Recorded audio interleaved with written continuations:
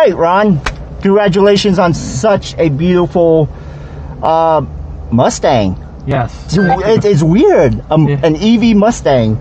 So now that we've got a really detailed look on the exterior, what's happening on the inside here? So what we wanted to do inside the car is really give, we're in a utility vehicle, but we wanted to have a, heritage to a Mustang. So definitely a lot of Mustangs, just the way that the instrument panel is set up with this wing type of look, that's very much a Mustang look. So we carried that into this car. But what you see dominating the interior of this car are really three things. It's our two digital screens, and then it's this what we call our sound bar, which is, we've got... Who doesn't want a gigantic sound bar in their car? So we basically got a speaker system in here, and we'll talk about that in a little bit. But it was very important for us as we were going through our research. Do we go single screen, dual screen? What do we do? Right. And it became very, very clear that having the driver information in front of the driver was important, so we kept a proper instrument cluster. Okay. And it's really giving you three key pieces of information: your speed, your range, and when you get into driver assist technologies, your driver assist technology, your adaptive cruise control, what mode are you in? It's all visually there. When you come over to the center screen here, our sync screen, it can look, it looks like, wow, we got all this stuff really big. It is super easy to navigate. Again, a lot of research, testing and so forth. The easiest way to understand this screen is you've got these two main icons up here. One is the car and one is you. Okay. So when you have the car set up, it will take your profile picture off of your phone and put it there. So it's very simple. You touch the car. This gives you really all of your car controls and settings. So you kind of jump into a quick control area that gets into drive modes, driver assist technology, so forth like that. Or you can go into settings, and settings get you really deep into a lot of areas in the car. Okay.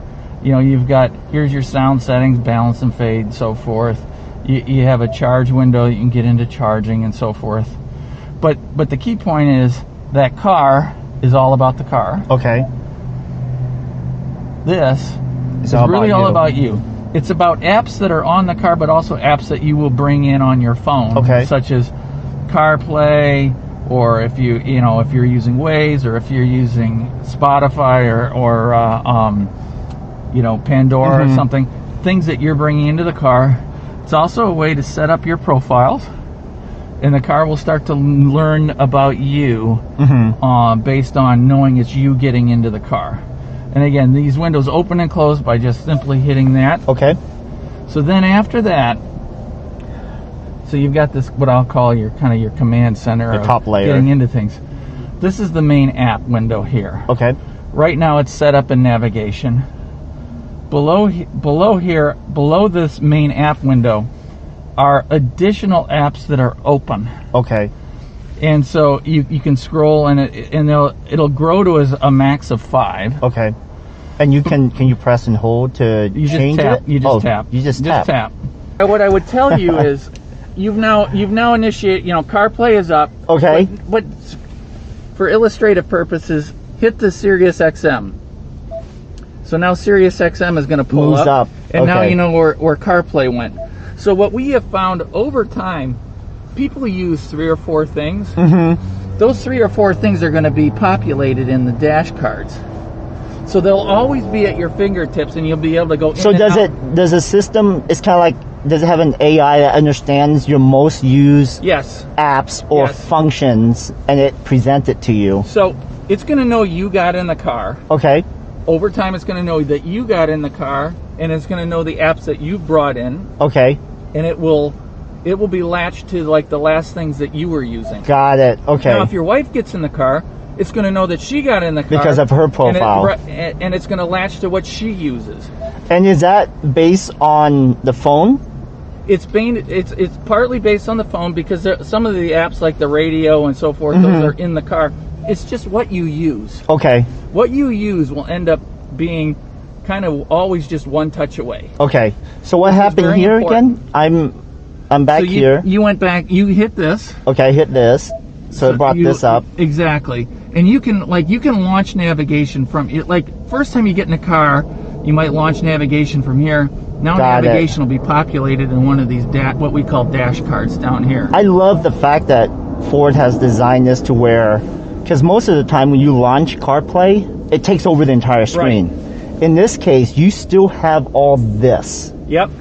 You can still use our native nav. You exactly. Can switch in and out. You know, if you want to use CarPlay and use our native nav, for instance, which our native nav is going to give you, identify where all the charge stations are, especially, it'll identify the ones that are in the Ford charge network and so forth. But to just continue with the screen, sure. We also felt it was important to have a volume button.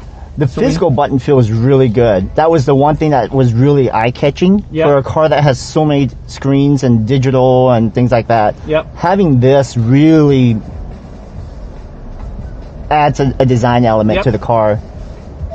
And we're going to have more functions that are going to come with that knob in the future. Oh, you are? Yeah. Anything you can share? You can click it, push it in right now, and it won't do anything. So that's kind of like a select? Alternative functions that are going to come via OTA. Got it. Over-the-air update after we launch. Okay. So then the bottom of the screen, other than the knob, is all of your climate functions. Right. So you have first surface on how you can get, auto, you can get to seats, heated steering wheel, fan controls, your max AC, your defrost, plus your heated seats. And if you want to go deeper into a climate menu, you got a pop-up climate menu that you can get into mode settings. It's a really nice flow. The design team, the UX team did a really nice job with just bringing everything together.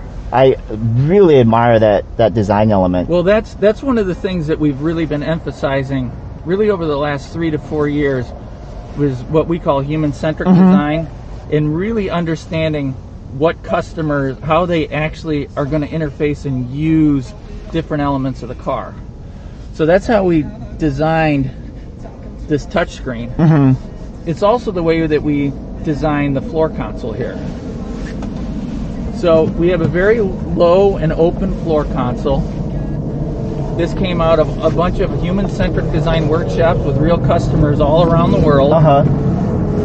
Very deep bin, but it's also very open. And one of the most critical elements that we found was, you can see that the phone is on the inductive charger there. A lot of debate about how many inductive chargers should we put in the car. 2 would be nice. Except when we did our research, I mean, we had people saying 4, but once we did the research, what we found is the only person that is actually going to use the inductive charger is the driver. Yep. Because they're the only ones that are going to put their phone down. Everybody else has it in their hands, so they're going to be tethered.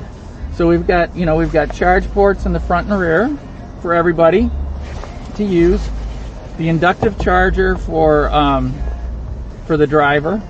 And the other piece about the inductive charger was we pretty much replicated the phone, on the touchscreen, and we could not convince customers that it was okay to put their phone away. They go, no, I have to see my phone. So we kept the phone out invisible because that's what the customers wanted. That's a good point, because I've seen the German automakers have the slots. Yeah. And it's psychological. If I have to tuck my phone away, that means it's another step for me. I have to reach it really quickly. But even though you're going to get 95% of the same information up there, they still want to see their phone. Do you get wireless CarPlay yet? Yes, this is wireless CarPlay. This is wireless CarPlay. Yep. This is wireless CarPlay, wireless Android Auto. So, I think we've really done our homework here.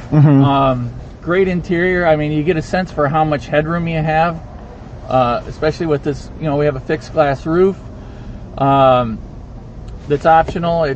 Standard is a steel roof. Okay. But when you get a fixed glass roof, you're getting an infrared coated for the windshield. What about? You're getting low E glass on the roof, and we did all of our research, and the level of energy, sun load energy that's coming in to this car is the equivalent of a car with a steel roof. Interesting. Yes. Especially living in Arizona. The way we sent the tinting up and so forth, so it will stay a nice, cool interior even in Phoenix, Arizona. Not only that, but just keeping the rigidity of the car too. Does that change much when it comes to collision and things like that? So, we optimized. Obviously, we're optimized around safety and also stiffness for ride and handling and so forth. So, our battery structure is integrated into the body structure of the car. We optimize the roof for the glass roof so that we have a very stiff car, but we're meeting all of the safety requirements. In fact, we're doing really well. Okay, fantastic. Okay, I love it. Thanks for the thorough walkthrough, Ron. I'm glad you're able to showcase it finally. So and what's this thing here? What is that? Oh, I didn't talk to you. That's this is we have the door pull on the outside.